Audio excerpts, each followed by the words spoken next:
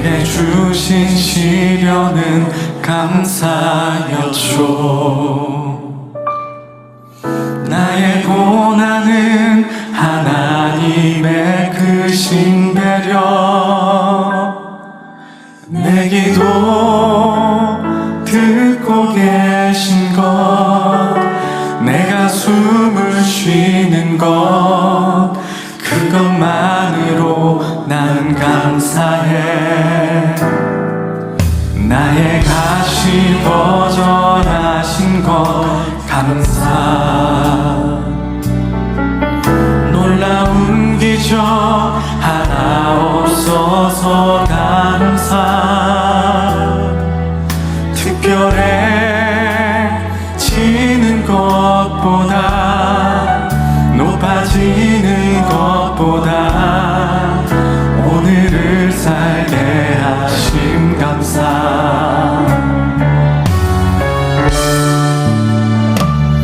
결국 내 삶을 주께 맡기네. 결국 내 길을 주와 함께 걷네. 결국 내 사랑은 오직 주님뿐. 결국 내 인생은 하나님의 것. 아멘.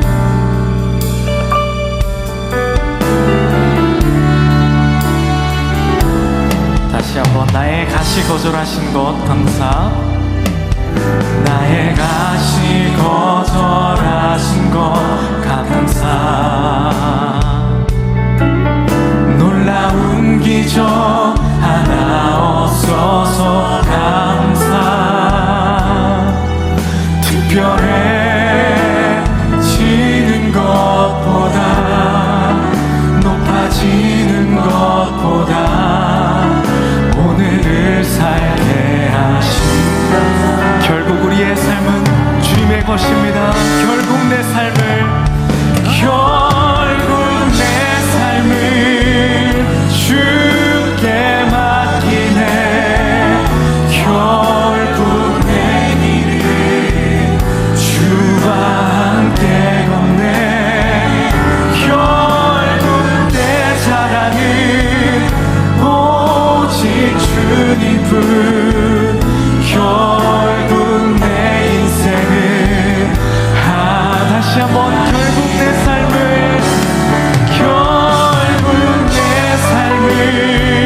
주께 맡기네. 내게는 우리 주 예수 그리스도의 십자가밖에는 자랑할 것이 없으니 이 십자가를 통하여 세상이 나에 대하여 죽고 나는 세상에 대하여 죽었다라고 말한 그 고백처럼 우리의 고백이 되기를 원합니다. 결국 내 인생을, 우리 마지막으로 다시 한번 결국 내 삶을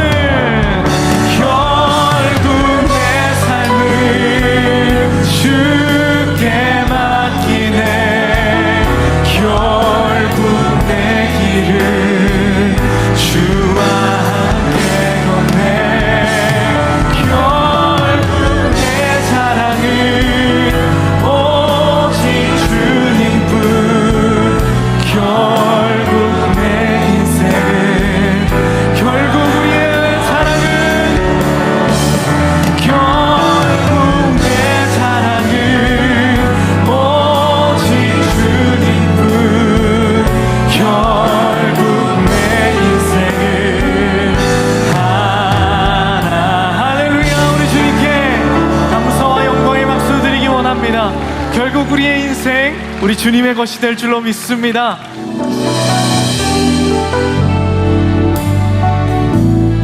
내 삶이 노래되게 하신 주님, 이 노래를 질그릇에 담으사 마음이 가난하고 목마른 사람들이 손 내밀게 하소서.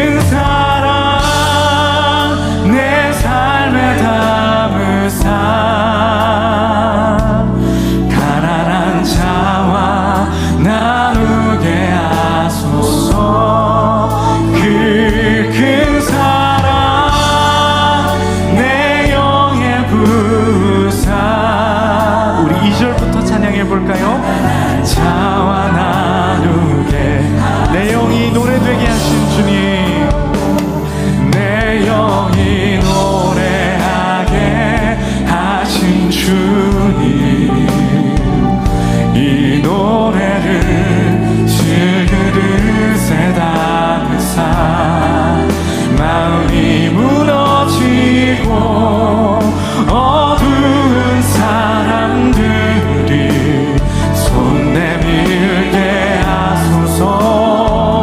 그 큰 사랑, 그 큰 사랑 내 삶에 담으서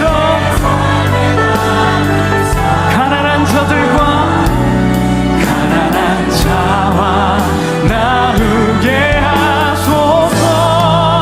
그 큰 사랑, 여러분의 삶이 그 가난한 과부의 기름병이 되어 수없는 기름을 낳고 오병이어와 같이 나눠도 끝이 없는 삶이 되게 주님 붙드십니다. 다시 한번 그 큰 사랑 내 삶에 담으사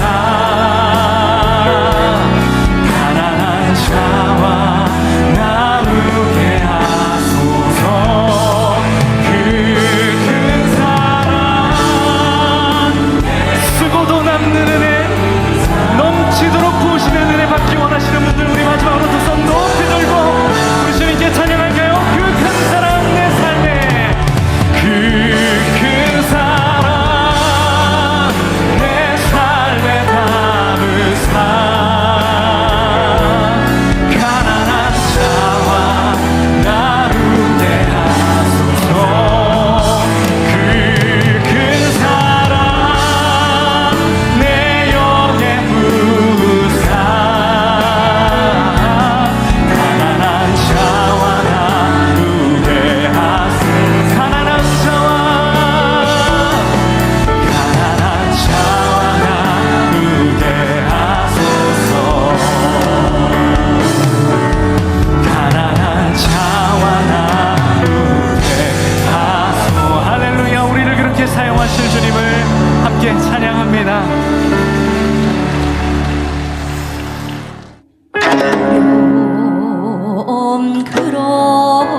그러지 그러고 말고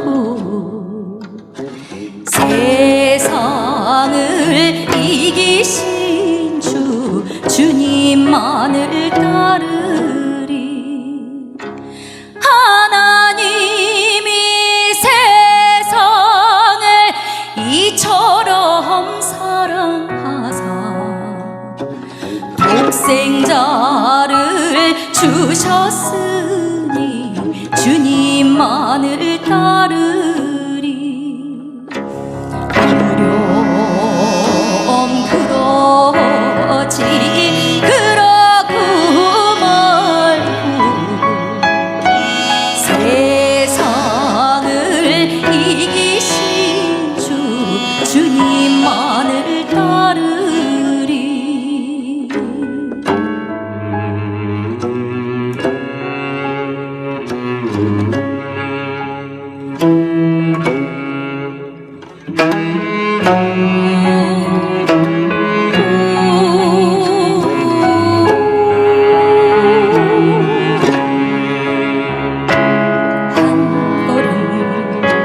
한 걸음 골고다를 향하여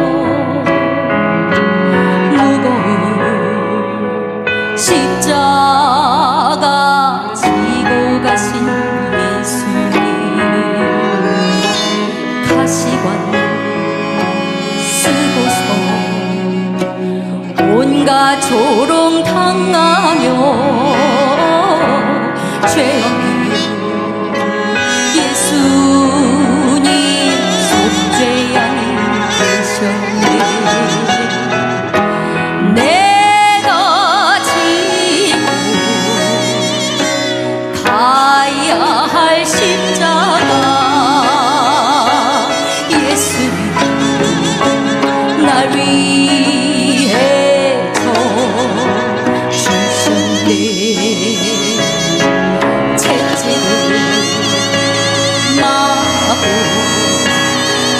손과 발에 못 박힌 예수님 보면서 마리아는 울었네. 아버지 나를 살리시고 예수님 피 흘려 죽으셨네.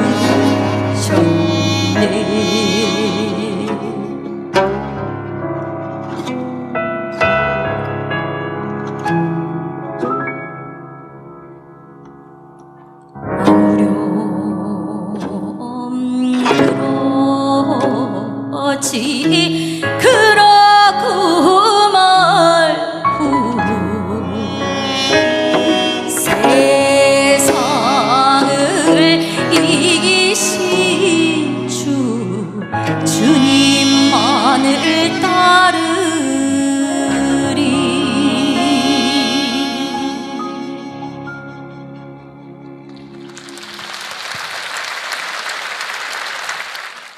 오늘 우리에게 주시는 하나님의 말씀은 사도행전 2장 44절에서 45절, 47절입니다.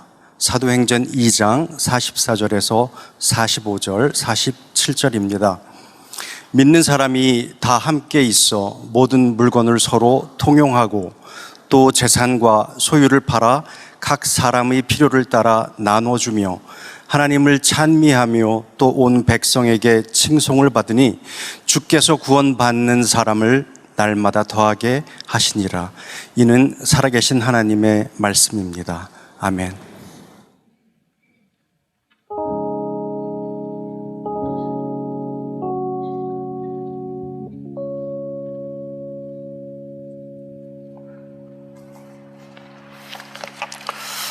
수년 동안 우리 만나교회에서 신앙생활을 했던 분들은 이런 생각을 할지 몰라요. 오늘 본문 말씀, 참 김병삼 목사 저 본문 가지고 무지하게 여러 번 설교한다, 그런 생각 안 하시나요? 제가 정말 많이 설교했습니다. 제가 지금까지 한 설교 중에 이 본문으로 제일 많은 설교를 했던 것 같아요. 왜냐하면 우리가 꿈꾸는 교회의 모습이 이 속에 들어있기 때문입니다. 예수님께서 베드로의 고백을 들으시고 내가 반석 위의 교회를 세우시라 말씀하셨고, 그 교회가 세워진 것은 사도행전 2장에 나와 있는 성령 강림 사건 이후에 초대교회가 세워졌습니다. 바로 이 교회, 우리가 꿈꾸는 교회의 모습이기도 합니다. 이 교회의 가장 큰 변화, 성령을 체험한 사람들에게 일어났던 가장 큰 변화가 무엇인가 보았더니 그 사람들의 눈에 필요로 하는 사람들의 모습이 보이기 시작했다는 거예요. 자, 돕는 것은 모두가 할 수 있는 일입니다. 그러나 자신의 방식이 아니라 필요한 사람의 방식으로 돕는 것은 아무나 할 수 있는 일이 아닙니다. 만일 우리가 가지고 있는 소유, 우리가 가지고 있는 능력, 그것을 내 것이라고 생각하면 우리는 우리 마음대로 할 수 있습니다. 그러나 그것이 하나님이 우리들에게 주신 것, 그리고 가지지 못한 사람들의 것을 하나님이 우리들에게 맡겨주셨다는 생각을 한다면 우리는 그들의 방식과 그들의 필요를 보게 될 것 같아요. 초대교회의 나눔의 역사는 착한 사람들에 의하여 시작된 것이 아닙니다. 그것은 성령을 체험한 사람들이 하나님의 마음을 가지고 시작한 나눔의 운동이었습니다. 그래서 오늘 우리가 보아야 되는 것, 이 나눔에 대한 설교를 하면서도 뭘 봐야 돼요? 하나님의 마음을 알고 하나님의 방법을 아는 것이 우리들에게 훨씬 더 중요한 일이 될 것 같아요. 성령의 역사가 시작되면서 일어났던 초대교회의 가장 큰 변화 가운데 하나는 두 가지가 있었어요. 하나는 하나님을 찬미했고 또 하나는 백성들에게 칭송을 받았다. 그리고 이 공동체에 하나님은 구원받는 숫자를 더하셨다라고 되어 있습니다. 2000년 교회 역사 가운데 아주 명백한 표징이 하나 있습니다. 그게 뭐냐면 부흥하는 교회, 부흥의 역사가 일어나는 곳에는 틀림없이 백성들의 칭송을 받았다는 거예요. 자, 여기서 우리들이 구분해야 될 것이 있습니다. 교회는 하나님을 예배하는 공동체이지 백성들의 칭송을 받기 위해 모인 공동체는 아닙니다. 그런데 참다운 예배 공동체는 필연적으로 하나님을 믿지 않는 사람들의 칭송을 받을 수밖에 없는 겁니다. 이게 분명히 우리들에게 세워져야 되는 것이죠. 제가 올 초에 예배에 대한 설교를 하면서 영어의 서비스라는 단어를 가지고 여러분들에게 설명을 한 적이 있어요. 예배를 이야기하는 단어 가운데 하나가 서비스, 섬긴다, 봉사한다. 그러니까 우리들이 하나님을 섬긴다는 서비스가 예배고, 우리들이 누군가에게 도움을 주고 그들을 돌본다고 하는 것도 서비스입니다. 우리들이 오늘 예배를 드리고 우리의 가슴이 뜨겁고 우리들이 은혜를 받고 하나님을 예배한다고 했지만, 이 세상에 나아가서 우리들이 자기중심적이고 이기적으로 살아가며 누군가의 돌봄이 들어오지 않는다면 하나님은 이 예배를 기뻐하지 않으신다. 또 반대로 우리가 이 세상에서 사람들에게 좋은 일을 베풀고 선행을 하며 누군가를 도우며 살아가고 있지만, 만일 오늘 이 예배가 하나님 앞에 진정으로 드리는 예배가 아니라면 하나님이 그거 기뻐하시지 않으신다. 그러니까 우리의 신앙에는 예배와 섬김이라고 하는 이 두 가지 기둥이 잘 세워져야 되는 것이죠. 저는 개인적으로 레디컬이라는 말을 참 좋아합니다. 레디컬이라고 하는 말이 급진적인이라는 뜻도 있지만 기본적인, 본질적이라는 뜻을 가지고 있어요. 우리의 신앙이, 복음이 우리 가운데 역사에서 본질적인 신앙의 역사가 일어날 때에 우리들의 삶은 필연적으로 레디컬하고 급진적일 수밖에 없는 거예요. 그래서 오늘 우리들이 물으려고 하는 질문이고, 저와 여러분들이 깊이 생각해야 되는 부분이에요. 하나님의 마음으로 우리들이 살아갈 때 우리는 어떤 나눔, 어떤 삶을 살아야 하는가? 몇 년 전에 제가 어떤 지방의 집회를 갔을 때, 그 지방에 있는 집회 어떤 분을 통하여 들은 이야기입니다. 한 교회 성도들이 무리를 지어 교회를 나갔다는 이야기를 들었어요. 이유인즉 교회에서 운영하고 있었던 어린이집을 폐쇄했고 100여 명의 어린아이들이 교육을 받지 못하게 되었는데, 그 지역의 어떤 절 사찰에서는 버스를 대절해서 아이들을 교육시키고 있는 거였어요. 교회가 어린이집을 폐쇄한 이유는 이 교회가 교회 건축을 하고 나서 빚이 많아지면서 어린이집을 운영하는 데 돈이 들어가니까 그 어린이집을 폐쇄한 거였어요. 젊은 부모들이 그것을 보면서 교회를 떠나가기 시작했어요. 흥미롭잖아요. 돈을 가지고 세워진 교회에서 돈 문제 때문에 하나님이 원하시는 사역을 멈추게 되었을 때 사람들은 교회를 떠나게 되었다. 더 이상 교회 안에서 소망을 발견하지 못할 때 사람들이 떠나게 되었다는 거예요. 저는 오늘 굉장히 중요한 말씀을 함께 고민하며 나누어야 된다고 생각해요. 교회는 절대로 경제적인 논리로 운영되어서는 안 된다. 교회에는 하나님의 마음이 있어서 하나님의 마음을 보는 사람들이 하나님의 역사를 일으키는 것, 그것이 교회가 되어야 된다. 초대교회 성도들이 성령을 체험하고 난 후에 그들의 눈에는 경제적인 논리가 보인 것이 아니라 하나님의 가슴이 그들에게 느껴지기 시작했고, 그 초대교회 주변에 있던 사람들의 필요를 따라 그들은 나누는 사람이 되었다는 거예요. 저와 여러분들이 이런 말을 참 쉽게 하지 않아요. 현실은 그런 게 아닙니다. 현실을 좀 직시하세요. 굉장히 중요합니다. 우리들이 현실에 바탕을 둔 신앙생활을 하는 것도 굉장히 중요한 일입니다. 그러나 더 중요한 게 있다. 현실보다 더 중요한 것은 하나님의 마음이 우리들에게 보이기 시작하는 게 훨씬 더 중요한 일입니다. 지난주 초에 저는 조금 멀리 신방을 갔었습니다. 제가 군산에 들려서 광주에 들렸다가 전주에 들렸다가 또 군산에 들려서 그렇게 이틀을 신방을 하고 왔어요.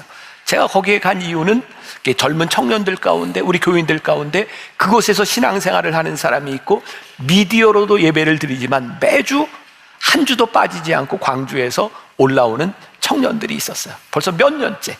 제가 신방을 가겠다고 약속을 했고 함께 식사를 하면서 이야기를 나누는데 제 마음에 이런 이야기를 해줘야 되겠다. 매주 KTX를 타고, 그리고 이번 변화산 때도 하루도 안 빠지고 차를 가지고 와서 여기에서 예배를 드리고 가는 그 청년들을 보면 너무 마음이 안타까운 거예요. 그래서 제가 별로 목사답지 않은 이야기를 했어요. 그래, 여기 와서 신앙생활하고 회복되고 하는 건 참 좋은데 이제 내가 너무 힘들다 생각이 되면 지역에서 봉사하고 섬기는 교인이 돼도 괜찮아. 왜냐하면 너무 안타까운 거예요, 현실적으로. 근데 그 청년이 그렇게 얘기를 하는 거예요. 목사님, 그 교회를 가는 것이 너무 힘들고 어렵고, 그런데 참 놀랍죠. 하나님께서 다른 기쁨을 주세요. 그래서 여기 와야 되는 이유가 있는 것 같아요. 오늘 제가 말씀을 준비하며 그 생각이 났어요. 그렇구나. 현실에 대한 문제가 아니라 하나님께서 우리들에게 주시는 기쁨과 하나님이 우리들에게 주시는 마음이 있다면 우리는 현실과 다른 삶을 살아갈 수 있는 것, 그것이 그리스도인의 모습이 아닐까. 하나님은 오늘 우리들에게 이 나눔에 대하여 어떤 하나님의 마음을 우리들에게 주시고 있는가. 코로나19 이후에 목회 데이터 연구소에서 일반 국민들의 시선에 대한 이런 리서치를 했습니다. 하나 보여주세요. 한국인이 원하는 종교인의 이미지 보니까 1위가 성숙한 인격이고, 두 번째가 높은 도덕성이고, 세 번째가 높은 사회 봉사율, 기부율이라고 대답을 했습니다. 세상 사람들은 여기 설교하는 목사한테 영성 이런 거를 원하지 않더라고요. 그들은 도덕성을 원할 뿐입니다. 또 하나 표를 보여주세요. 개신교인들과 비개신교인들 양쪽에 물었습니다. 지역사회와 한국 사회를 섬기는 공적 역할에 대하여 이야기했을 때 개신교인의 80%가 공공성이 필요하다.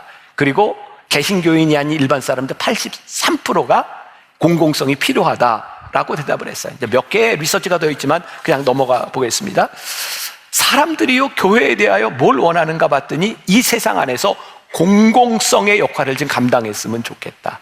자, 다시 이야기. 세상 사람들은 교회에 지금 영성이나 도덕성을 요구하는 것이 아니라 교회가 어떤 일을 하느냐에 관심이 있다는 말이에요. 제가 박사학위 논문을 쓸 때 우리나라 말로 번역된 책에는 예수 믿지 않는 사람들의 눈에 비친 교회라는 책이었어요.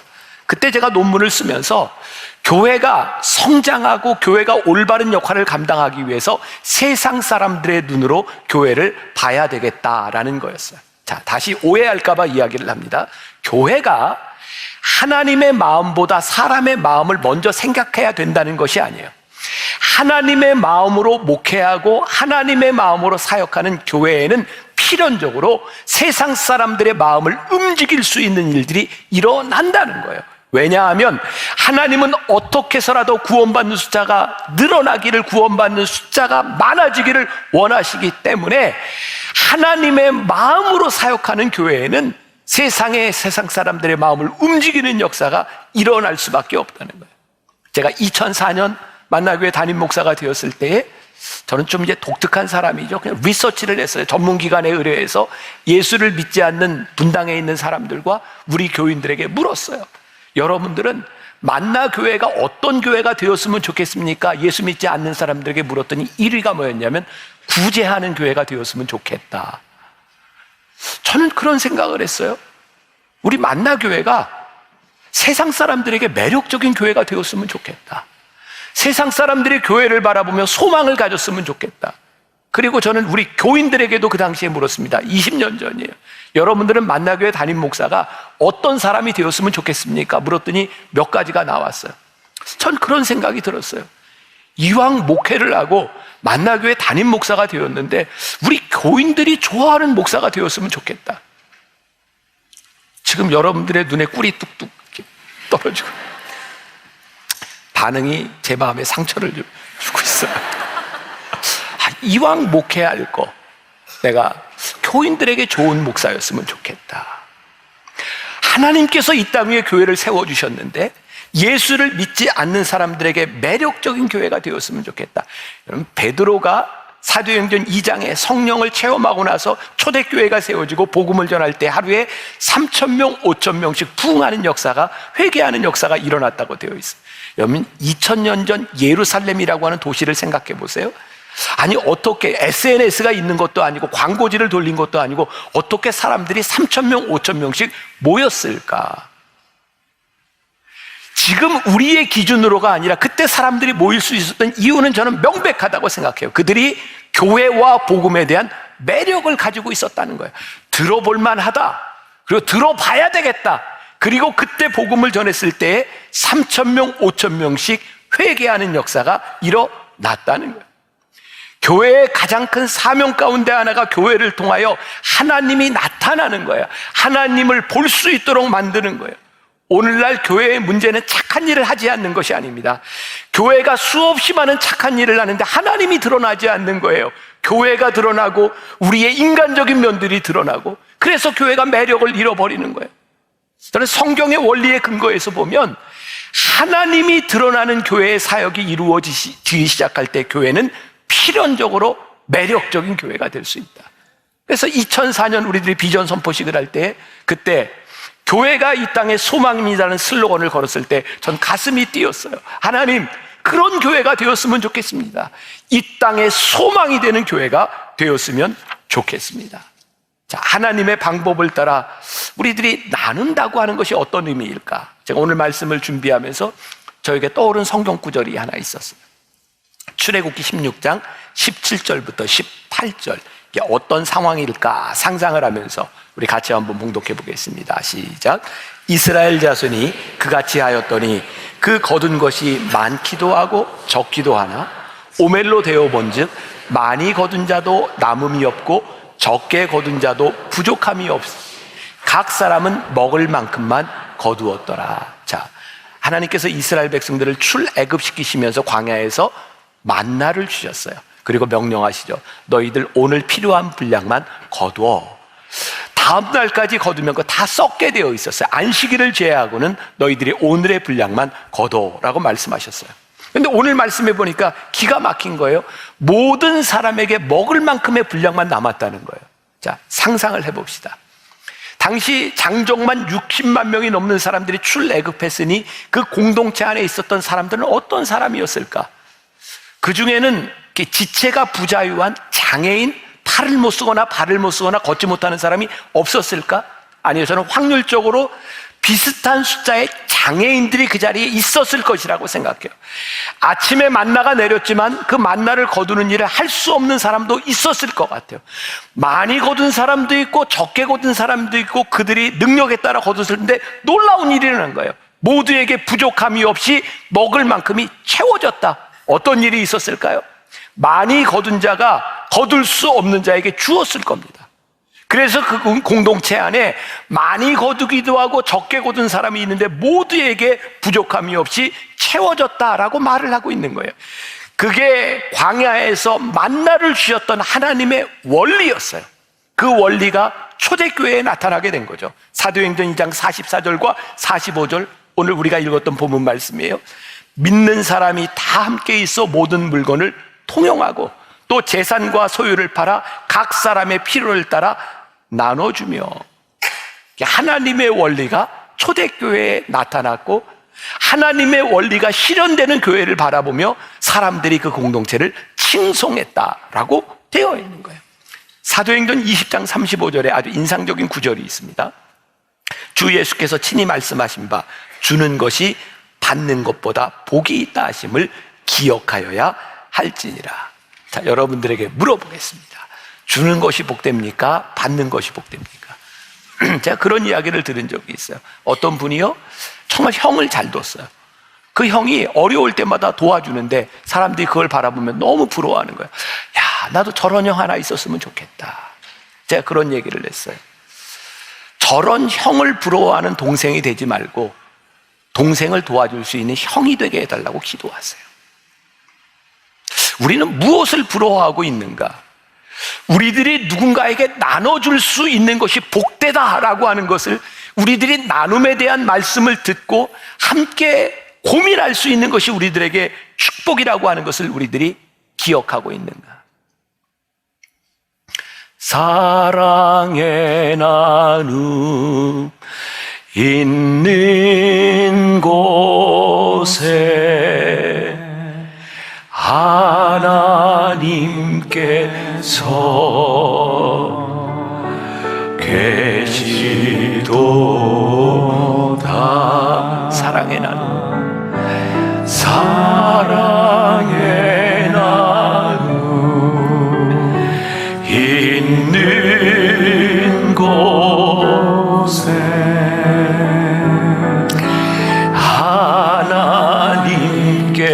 하나님께서 계시도다.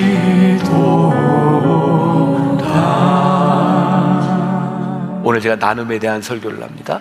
사랑의 나눔 있는 곳에 하나님께서 계시도다. 우리가 나눔을 살아가는 우리들의 삶에 하나님이 계시도다. 오늘 우리들이 예배하는 것으로 끝나는 것이 아니라 하나님이 계시는 그 세상을 우리들이 만들어가는 것이 나눔을 바라보는 하나님의 마음이 거기에. 2023년 지난해입니다. YTN에서 기아 대책 굶주림에 대한 그런 리서치를 한 적이 있어요. 이런 내용이 있습니다. 여러분, 지금 여러분들의 지갑 안에 조금의 여유로운 돈이 있다면 그 사람은 지구 전체를 100으로 봤을 때 8명 안에 드는 사람입니다. 굉장히 놀랍죠? 살아가면서 내가 먹을 것 말고 여유를 가지고 있는 사람이 100명 중에 8명밖에는 되지 않는다는 거예요. 2022년 세계 식량 계획 그리고 유엔 산하 5개 기구를 통해서 굶주림에 대한 리서치를 했는데요. 지금 세계 인구의 7억 3,500만 명, 약 9%가량이 기아로 힘들어하고 있다는 거예요. 전체 지구의 30%인 24억 명이 일상적인 끼니 걱정을 하고 살아가고 있다는 거예요. 우리 대한민국은 어떻게 보면 절대적인 빈곤이 이미 사라진 나라이기도 합니다. 하나님이 우리들에게 큰 복을 주셨어요. 그런데 이 복이 누군가를 향해 나눔의 눈을 뜨기 시작할 때 우리들에게 뭐가 있어요? 하나님께서 계시도다. 굶어가는 사람들이 있다고 하는 것, 누군가에게 우리들이 도움을 줄 수 있다고 하는 것을 생각할 때 하나님께서 계시도다는 것을 우리들이 고백할 수 있게 되는 거예요. 저는 20여 년 목회를 하면서 만나교회에 그런 나눔에 대한 고민을 참 많이 했던 것 같아요. 어떤 것이 최선일까? 그리고 저에게는 늘 그런 마음이 있었어요. 우리 교인들이 하는 헌금이 헛되이 쓰여지면 안 되겠다. 이 헌금을 잘 써야 되겠다. 그리고 제가 2004년 우리 비전 선포식을 할 때 저에게는 2009년을 기점으로 해서 우리 교회가 추구하는 이상적인 예산 실현의 해를 만들어야 되겠다. 이게 처음부터 온전할 수 없으니까 그런 마음을 가지고 목회를 했던 것 같아요. 여러 가지 오늘 제가 좀 소개를 하려고 하는데 그 중에 하나가 우리 교회가 오래전에 시작했던 장학기금을 모으는 일이었어요. 매년 권사가 되는 분들에겐 제가 헌금을 하라고 합니다. 그리고 그분들 중에 여유가 없는 분들은 못해도 괜찮아요. 그리고 그 권사가 되는 헌금들을 가지고 장학기금을 모아왔어요. 수십 년 이렇게 하다 보니까 우리 교회의 중학생, 고등학생, 대학생, 대학원생들을 위해서 이렇게 장학금을 주는 일을 오래 했습니다. 그런데 이 장학금도 이제 정부가 많은 혜택들을 주기 시작하면서 우리 교회 앞으로 사역은 다음 세대 미래의 사람들을 만들어가는 일에 초점을 맞추어야 되겠다. 그래서 이제 BM, 브릿지 미니스터라는 것을 만들어서 미래를 준비하고 있기도 해요. 우리 부목사님들이 가끔 저에게 그런 얘기를 합니다. 목사님은 예배 시간에 어쩌면 그렇게 돈 얘기를 잘하세요? 저는 우리 후배 목회자들에게 이런 얘기를 합니다. 목회자가 목회를 하면서 강단에서 헌금에 대한 이야기를 자신 있게 하지 못한다면 그 목회에 실패한 것이다. 왜? 우리들이 살아가는 삶에 꼭 필요한 것이 돈인데 이 돈이 어떻게 쓰여지고 헌금이 어떻게 쓰여지는지를 분명히 이야기하지 못한다면 어떻게 목회를 할 수 있겠는가? 제가 여러분들에게 돈 이야기를 잘하는 이유가 있어요. 왜? 이 돈이, 이 헌금이 어떻게 쓰여지는지, 어떻게 하나님이 기뻐하시는지를 분명히 이야기할 수 있기 때문이죠. 언젠가도 제가 그런 이야기를 했죠. 제가 만나교회 담임 목사가 되던 시절에 우리 교회는 빚이 굉장히 많았다고. 그래서 제가 오랫동안 빚 가운데 살았다고. 대산을 넘어 험곡에 가도 빚 가운데로 걸어가며 제가 수년 동안 빚 가운데 이렇게 걸었어요. 근데 2004년 리서치를 하고 보니까 예수 안 믿는 사람들이 교회에 바라는 게 구제를 했으면 좋겠다는 거였어요.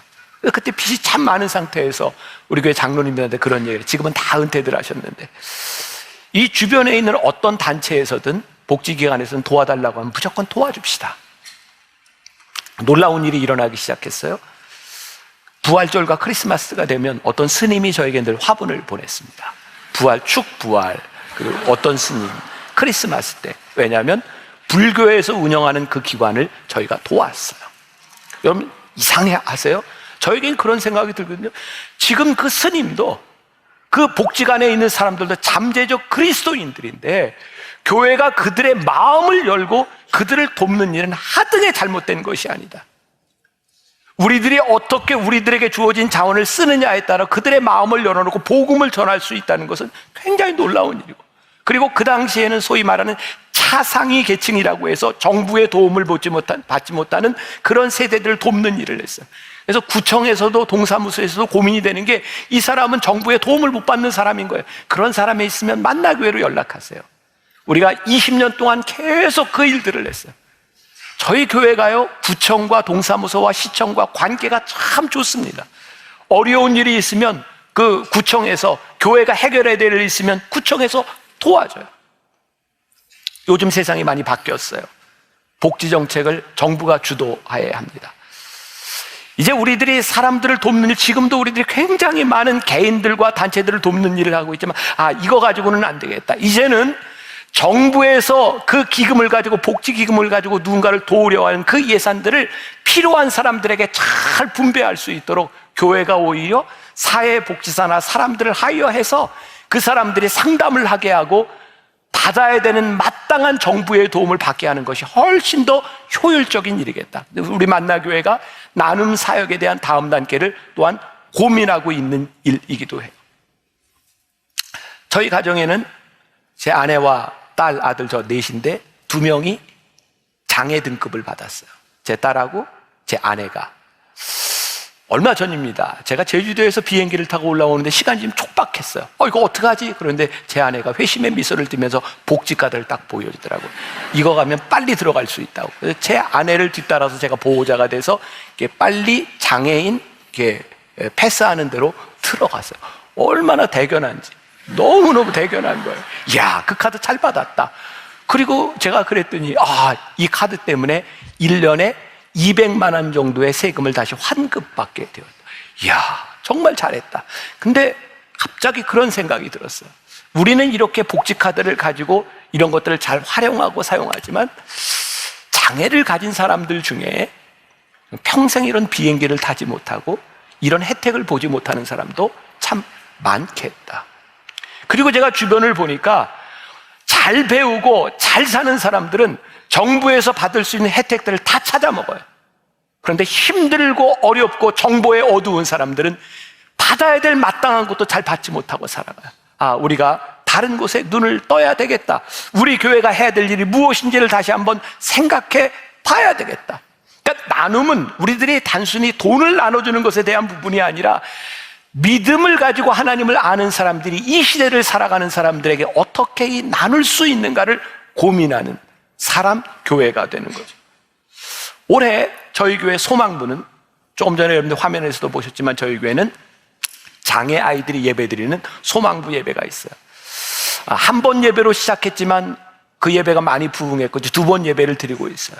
더 이상 사람을 수용을 못해요. 여러분들 중에 모르는 분도 있겠지만 1층 로비에 들어가면 제일 좋은 공간에 소망부 예배실입니다. 장애를 가진 아이들이 가장 액세스하기 좋은 장소를 예배실로 만들어줬어요. 여러분들이 잘 모르는 이유 가운데는 휠체어가 들어가야 되기 때문에 저 뒤로 해서 돌아갈 수 있도록 문을 밖으로 내놨기 때문입니다.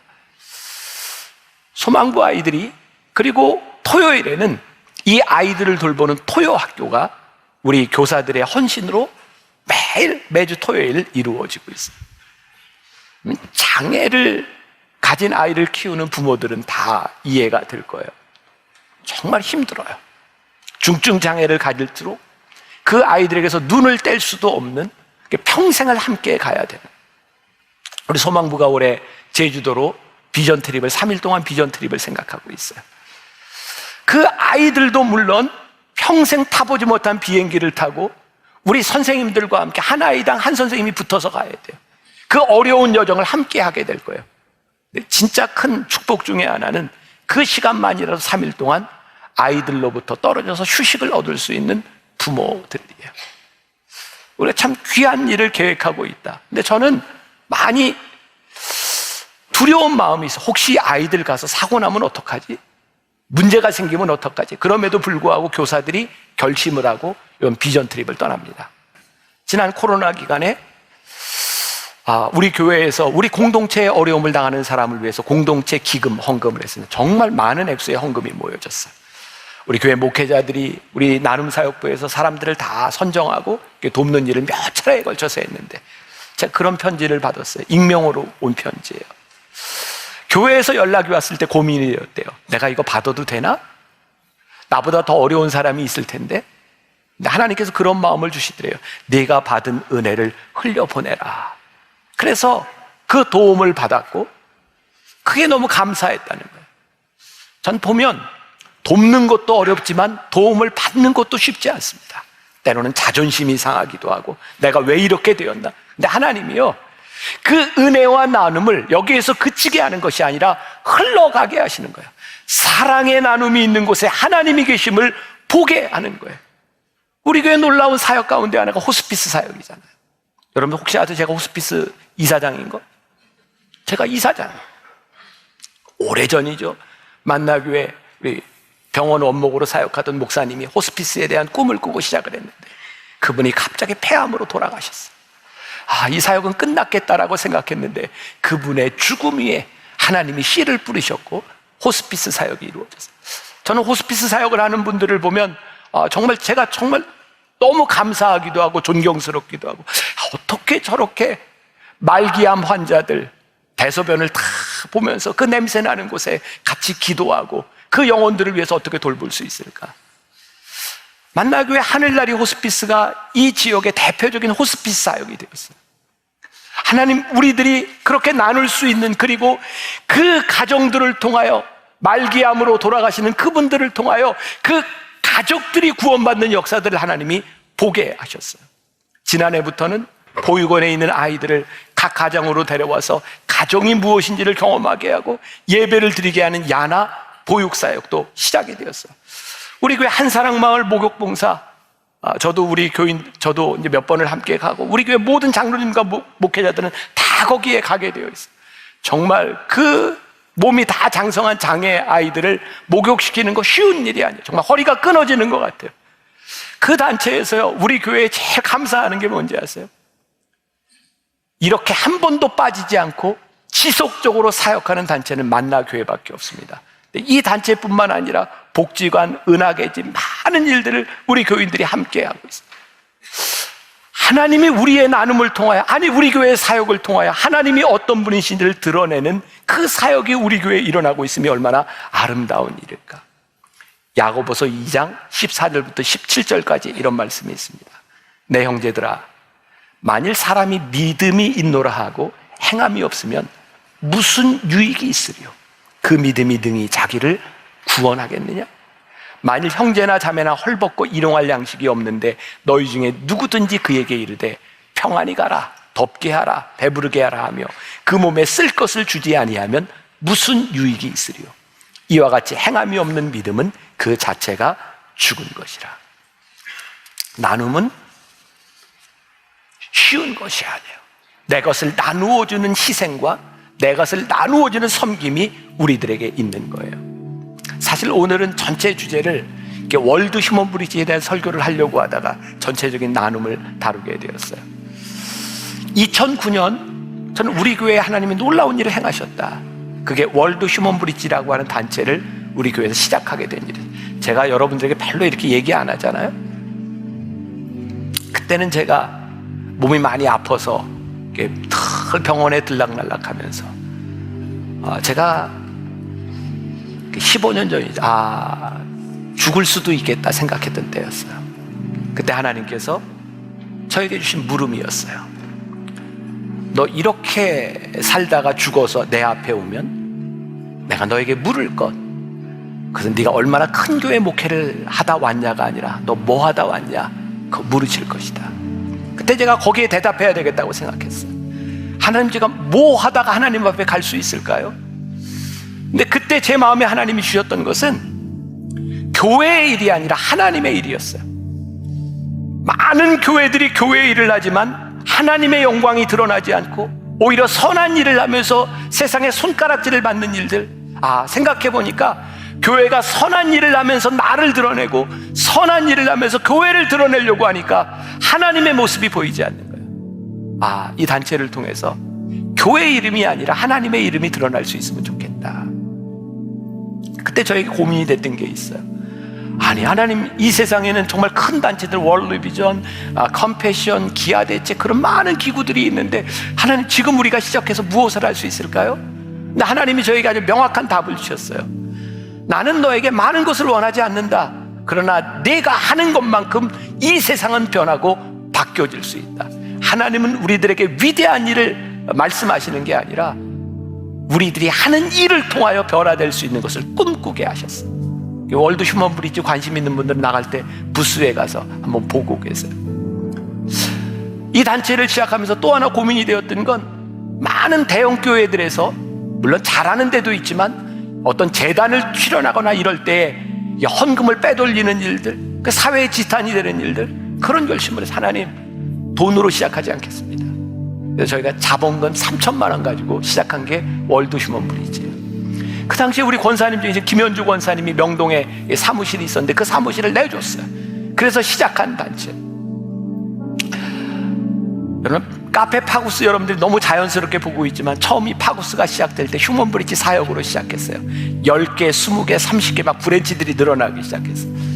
저희 그런 꿈이 있었어요. 하나님, 아니 카페에서 한 달에 하루만 이거 자선 이 커피를 판매하고 한 200개의 카페들이 모이면 이거 얼마나 큰 일을 하겠습니까?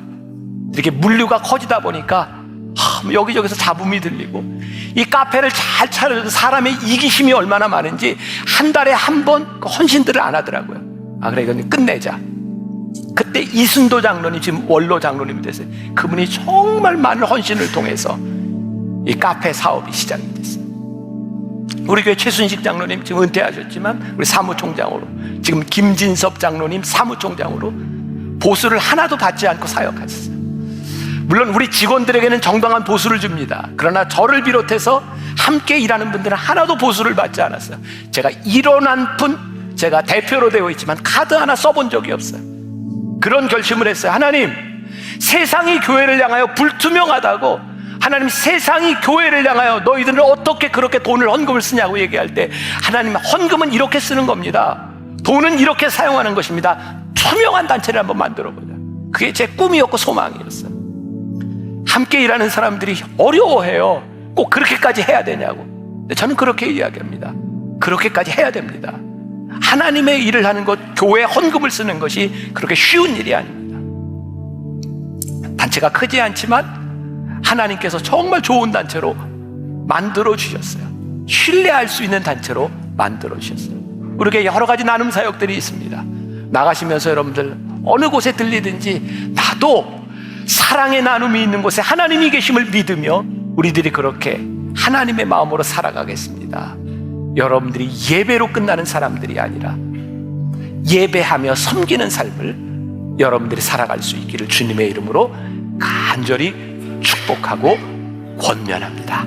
우리 같이 한번 찬양해 볼까요? 사랑의 나눔 있는 곳에.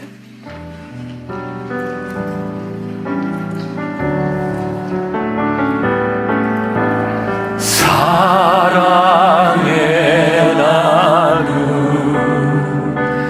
있는 곳에 하나님께서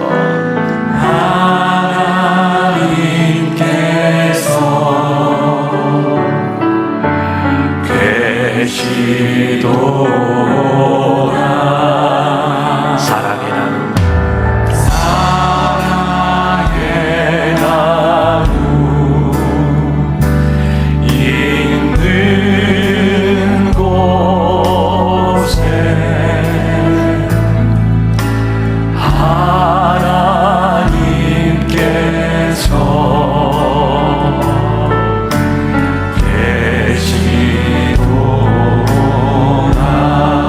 사랑의 나눔, 사랑의 나눔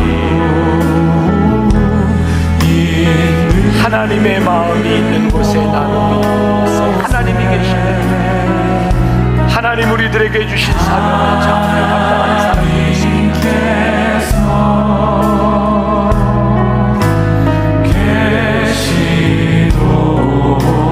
사랑의 나눔,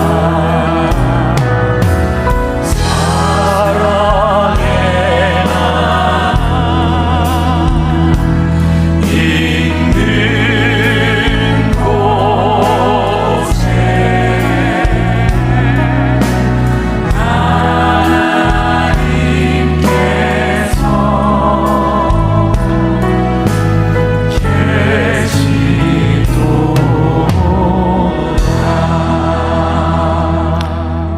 우리가 나눔의 설교를 하며 들을 수 있는 것이 우리들에게 큰 축복임을 고백합니다.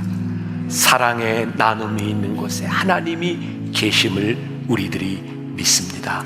하나님의 마음으로 세상을 보게 하시고 하나님의 마음으로 우리 교우들을 보게 하여 주옵시고 하나님의 마음으로 살아갈 때 하나님이 주시는 음성을 따라 믿음으로 결단하며 살아가는 귀한 우리 만나의 가족들이 되게 하여 주옵소서. 잠깐 여러분 가슴에 손을 얹읍시다. 하나님, 오늘 예배하는 우리 성도들 가운데 경제적인 어려움으로 마음의 약함으로 하나님의 도우심을 구하며 나온 사람들이 있습니다.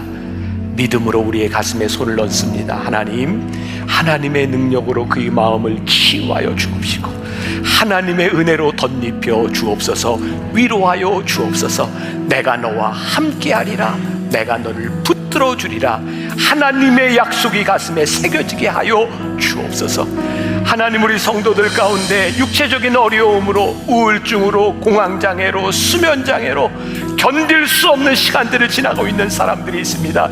하나님, 오늘 우리의 가슴에 얹은 그 손이 치유의 손이 되게 하여 주옵소서. 예수의 이름으로 명하노니 어두움과 악한 세력은 떠나가게 하여 주옵소서. 내가 너를 붙잡아 주리라. 내가 너와 함께하리라. 내가 너의 하나님이 됨이니라. 이 말씀 붙들고 승리할 수 있는 우리 귀한 성도들, 하나님의 사람 한 사람 한 사람 되게 하여 주옵소서. 지금은 우리 주 예수 그리스도의 은혜와 하나님 아버지의 무한하신 사랑과 성령의 인도하심이 사랑의 나눔 있는 곳에 하나님이 계심을 믿으며 나아가는 당신의 사랑하는 모든 백성들을 위해 지금부터 영원까지 함께 하시기를 간절히 축원하옵나이다.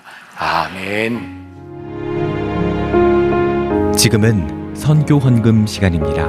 이 예배를 통해 삶 가운데 은혜와 회복이 충만하시길 간절히 기도합니다.